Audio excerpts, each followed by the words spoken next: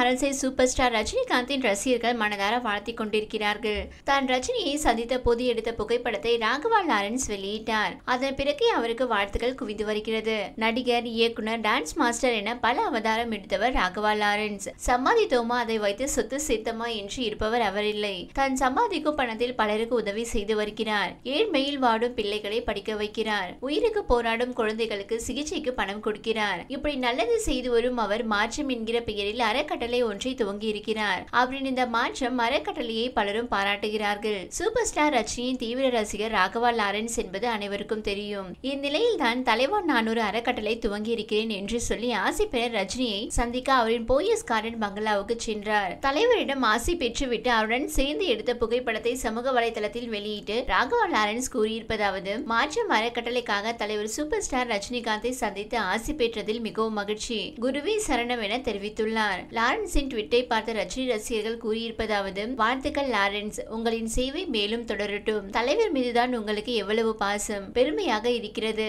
மற்றவர்களுக்கு உதவ நினைக்கும் உங்களின் மனசுதான் சார் கடவுள். அந்த கடவுள் நல்லா இருக்கணும் என்கிறார்கள். சிலரோ காஞ்சனா 4 படம் எப்பொழுது வரும் என கேள்வி எழுப்பியுள்ளனர். அரண்மனை 4 படம் ரிலீஸ் ஆகி சூப்பர் ஹிட்டான நிலையில் காஞ்சனா 4 படமும் உருவாக்க இருப்பது என்பது குறிப்பிடத்தக்கது. முனி படத்தின் 2ஆம் பாகத்தில் திருநங்கை பேயாக நடித்த அனைவரையும் கண்கலங்க செய்தார். தமிழ் சினிமாவில் விட்லாச்சாரியாருக்கு பிறகு பேய் படங்கள் அதிக அளவில் உருவாக முக்கிய காரணமாக லாரன்ஸ் மாறினார். இதுவரை முனி டைட்டிலில் 4 பாகங்களை எடுத்துள்ள லாரன்ஸ் அடுத்த 5வது பாகத்தினை எடுக்க திட்டமிட்டுள்ளார். அதாவது காஞ்சனா படத்தின் 4வது பாகத்தை வரும் செப்டம்பரில் இருந்து படமாக்க முடிவு செய்துள்ளார். இவரது நடிப்பில் கடைசியாக வெளியான ஜிகர்தண்டா XX படத்தில் படம் முழுவதும் வரக்கூடிய கதாபாத்திரமாக நடித்தது மட்டுமில்லாமல் கிளைமேக்ஸில் கோமாரை ஏன் என கேள்வி கேட்கும் போதும் அனைவரையும் கண்கலங்க வைத்தார். இதனால் இந்த படம் பிரம்மாண்டமான வெற்றியை பெற்றது. பொதுவாகவே மற்றவர்களுக்கு உதவி செய்யும் குணம் கொண்டவராக ராகவா லாரன்ஸ் கடந்த மே 1ஆம் தேதி மாற்றம் என்ற அறக்கட்டளையை நிறுவி மக்களுக்கு உதவி செய்து வருகின்றார். மேலும் தன்னிடம் உதவி என கேட்கும் நபர்களுக்கு நேரடியாக சென்று உதவும் தன்மை கொண்ட நகைச்சுவை கலைஞர் பாலாவுடன் இணைந்து உதவி செய்து வருகின்றார்.